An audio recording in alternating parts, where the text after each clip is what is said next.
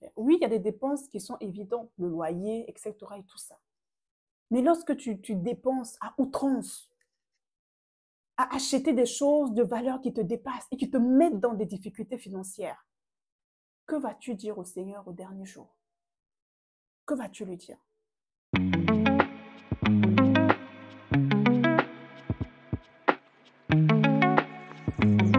Bonjour à toutes et à tous et bienvenue dans votre rubrique Mes finances et standards divins de Données Sport TV. Donc, c'est la rubrique tout simplement de Données Sport TV où on parle de finances, vraiment acquérir la sagesse financière, évoluer dans notre vie financière selon les standards de Dieu.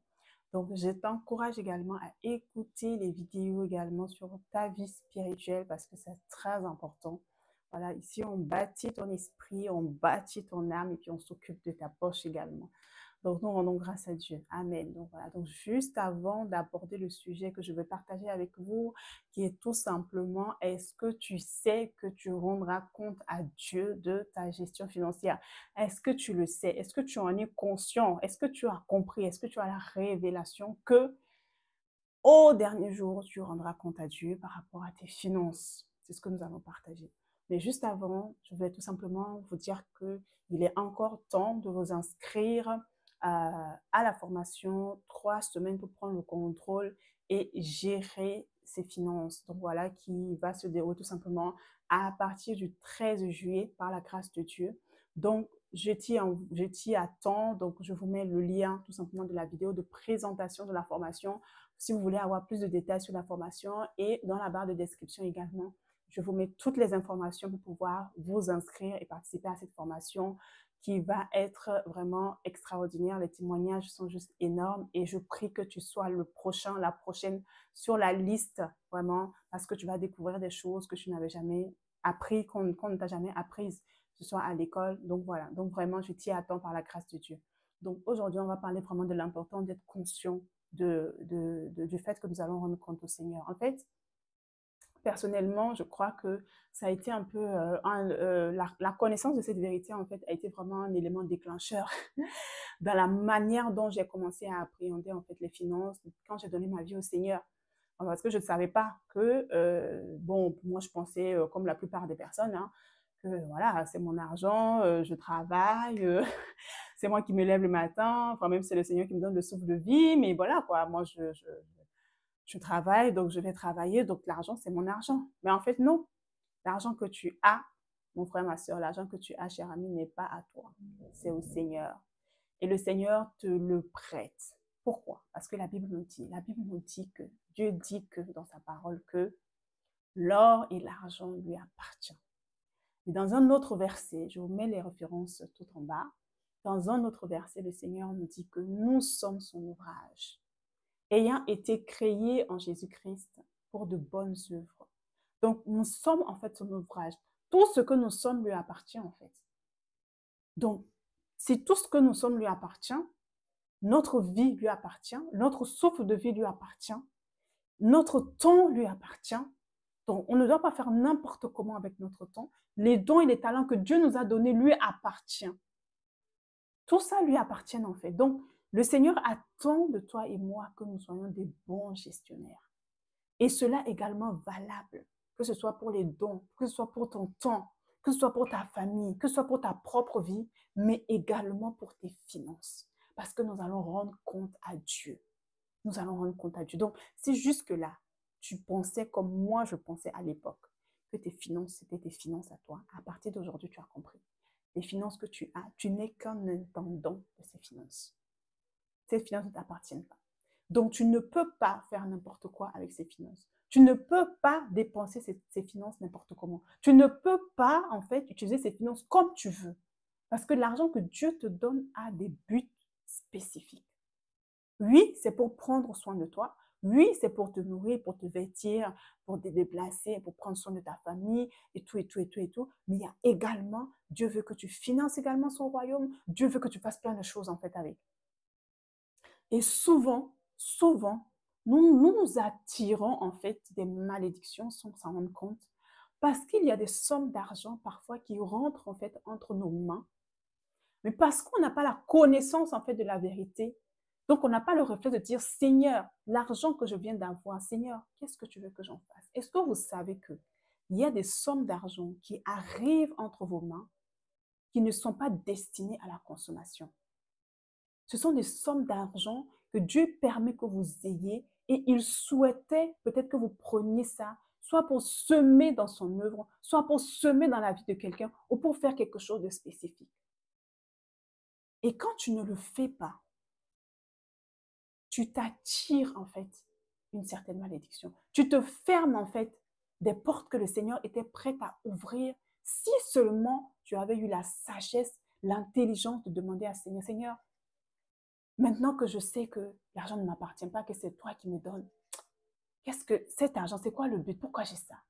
C'est quelque chose que j'ai vécu personnellement. Mais je rends grâce à Dieu parce que quand ça m'est arrivé, j'avais déjà acquis vraiment cette connaissance et cette gestion de mes finances et cette conscience que chaque euro, chaque centime ou chaque franc CFA que le Seigneur mettait entre mes mains ne m'appartenait pas. Donc, ce qui fait qu'aujourd'hui, je gère mes finances avec beaucoup de crainte, et je m'assure à ce que vraiment, que tout ce à quoi le Seigneur veut que je fasse avec mes finances, que mes finances s'alignent selon les principes. Et c'est quelque chose qu'on aborde beaucoup plus en profondeur également dans la formation. Donc, je t'encourage à venir. Donc, ça a été vraiment révélateur pour moi, comme je vous le disais en début de cette vidéo. C'est-à-dire que ma manière de voir les choses a complètement changé. C'est la même manière que quand tu te rends compte que, en fait, quand le Seigneur t'a sauvé, tu es devenu enfant de Dieu. Ton corps est devenu le temple du Saint-Esprit. Voilà. Si vous avez écouté mon témoignage, j'étais dans le monde, je partais en boîte de nuit, mais quand j'ai eu la conscience que non, mais il y a le Saint-Esprit qui habite en moi en fait, et que ce corps-là ne m'appartient pas, c'est le temple du Saint-Esprit. Je ne peux pas prendre ce corps-là, aller n'importe où, dans n'importe quel endroit. Je ne peux pas utiliser cette bouche-là pour parler n'importe comment. Parce que le Seigneur m'a donné ma bouche, ma langue, pour faire du bien, pour édifier, pour exhorter, pour dire des paroles bonnes, des paroles dedans. Je fais attention à ce qui sort de ma bouche. Je fais attention à comment je m'habille. Je fais attention à comment je me présente. Je prends soin de ce corps parce que c'est le temple du Saint-Esprit. Eh bien, c'est la même chose. Quand j'ai pris conscience, en fait, que oui, en fait, l'argent que j'ai, ça ne m'appartient pas. Oui, certes, c'est moi qui peux travailler, mais c'est Dieu qui me donne la force pour aller travailler. Et qu'en fait, je ne suis qu'un entendant. Je vous assure, ça a changé ma manière. Et c'est ce que nous voyons dans Matthieu. Dans Matthieu 25, au verset 14, 30, Jésus va donner en fait une parabole sur un homme avec ses trois intendants. Voilà. C'est-à-dire, c'est la parabole des talents. Voilà. Le propriétaire, il a donné 3 talents à un de ses intendants, 2 à un autre, et à un autre, il a donné 1. Donc, je ne vais pas le lire parce qu'il est trop long. Il est un peu trop long. On va juste lire en fait les 2, 3 premiers versets et après, vous pourrez aller méditer là-dessus. Donc, Jésus dit, il en sera comme d'un homme qui partit pour un voyage. Il convoqua ses serviteurs et leur confia l'administration de ses biens. Il remit à l'un 5 lingots, à un autre 2 et à un troisième 1 seul, en tenant compte des capacités personnelles de chacun. Puis il s'en alla. Donc, on reprend la dernière, en tenant compte des capacités personnelles de chacun, puis il s'en alla. Amen. Et un peu plus loin, la Bible nous dit que longtemps après, le maître de ses serviteurs revint et leur fit rendre compte de leur gérance. Que quelqu'un dise de leur gérance. Oui, de leur gérance. Et ce maître-là, c'est notre Dieu. Et ces serviteurs-là, c'est toi et moi. Et Dieu, les finances que tu as aujourd'hui, le niveau de finances que tu as aujourd'hui, Dieu t'a donné ça en fonction de ta capacité. Tout le monde ne sera pas milliardaire. Tout le monde ne sera pas millionnaire. Mais tout le monde peut gérer correctement ce que le Maître nous donne, ce que notre Dieu nous donne, avec, et pouvoir tout simplement rentrer dans les voies du Seigneur, dans cette sérénité, dans ce repos-là. Donc, comme vous le voyez, le Maître a donné et il revient et il demande des comptes. Et dans la suite, je vais vous laisser lire, peut-être beaucoup d'entre vous connaissent déjà ces passages-là. Ce qui va se passer, c'est que le premier a bien géré. Il a multiplié. Non seulement il a géré, et ensuite il a multiplié. Parce qu'avant de penser à multiplication, parce que quand le maître est venu, il est venu se présenter avec 5 autres en plus, donc ça faisait 10. Donc avant même de penser à la multiplication, à la création, il a d'abord pris soin de gérer d'abord les 5. Donc tu gères d'abord bien les 5 et ensuite Dieu peut te donner de multiplier en fait ça. Le deuxième, pareil, il a fait pareil, il a multiplié. Et le troisième n'a pas, il a gardé, mais il n'a pas su multiplier, n'a pas su multiplier, n'a pas su gérer correctement ce que le maître lui a donné. Qu'est-ce qui s'est passé pour lui? Il a été sévèrement puni. Il a été sévèrement puni. Bien-aimé dans le Seigneur, nous allons rendre compte. Donc, si tu ne t'es pas au courant, si tu ne savais pas, aujourd'hui tu as l'information. Donc, à partir d'aujourd'hui, sache que l'argent que tu as, c'est pour le Seigneur. Ça appartient à Dieu. Dieu t'en donne la gestion. Comment tu gères ces finances? Est-ce que tu les gères selon les standards de Dieu? Est-ce que tu les gères selon les principes de Dieu? Ou bien tu es une personne qui dépense l'argent sans demander à Dieu, Seigneur, qu'est-ce que je dois faire? Oui, il y a des dépenses qui sont évidentes, le loyer, etc. et tout ça. Mais lorsque tu dépenses à outrance, à acheter des choses de valeur qui te dépassent et qui te mettent dans des difficultés financières, que vas-tu dire au Seigneur au dernier jour? Que vas-tu lui dire? Donc vraiment, c'était tout simplement pour partager, pour dire que nous allons rendre compte.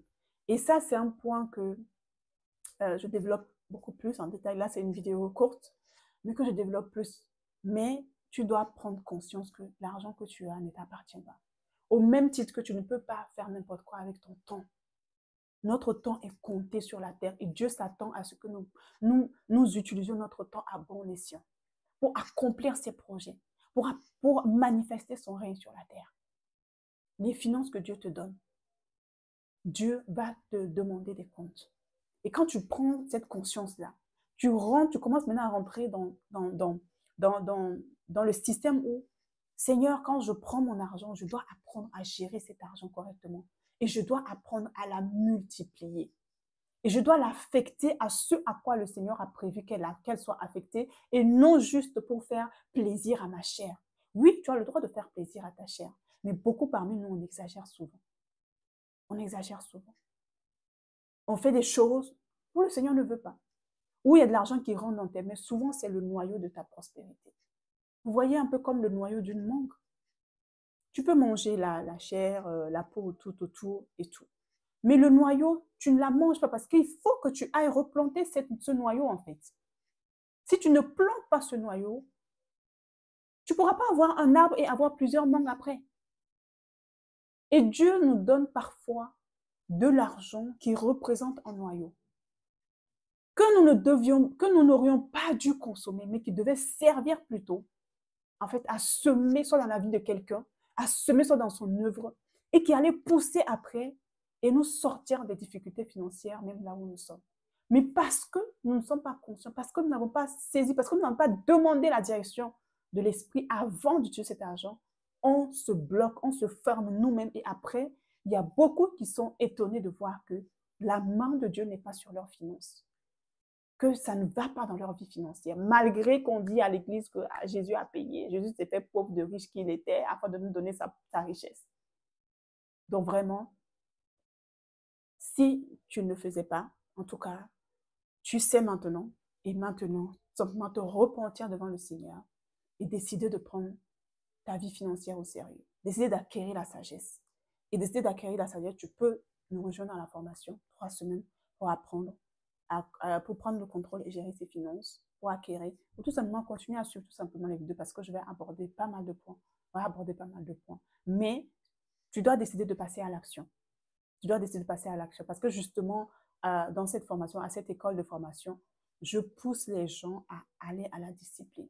À la discipline. Donc, si tu veux te discipliner, si tu veux apprendre, tu viens seulement, on va apprendre par la grâce de Dieu. Donc voilà, c'est ce que je voulais tout simplement partager avec vous sur cette partie-là. Donc, si tu as été béni par cette vidéo, Je te demande juste une chose, commente, dis-moi ce que tu en penses. Est-ce qu'il y a d'autres sujets, par exemple, que tu veux que peut-être que j'aborde également dans les prochaines vidéos, dans cette rubrique-là des finances? Voilà, like et surtout n'hésite pas à partager la formation, à partager pardon, la vidéo pour faire du bien à plus de personnes. Ton like et ton partage, ton commentaire peut changer beaucoup de choses, vraiment, dans la vie de quelqu'un d'autre. Donc, n'hésite pas à partager cette vidéo pour faire du bien à ton entourage, à toutes les personnes qui sont autour de toi. Attire les personnes parce que l'argent, les finances restent un sujet tabou, mais il ne doit pas en être ainsi. Il ne doit pas en être ici. On doit en parler. Parce que c'est la volonté de Dieu de voir ses enfants prospérer à tous égards, y compris dans les finances. Donc voilà, je vais vous partager prochainement mon expérience. Au fur et à mesure, on va aborder beaucoup de choses, beaucoup de thèmes vraiment sur les finances qui me tiennent vraiment à cœur. Moi, c'est vraiment le fardeau que le Seigneur a déposé dans mon cœur. En plus de bâtir également ta vie spirituelle, la prière et toutes ces choses-là, ces vérités bibliques, on va continuer à aborder ces choses-là. Donc, en tout cas, merci d'avoir pris le temps de visionner cette vidéo-là. Et je vous dis à très bientôt dans cette rubrique-là, les finances et standard divin. Que Dieu vous bénisse.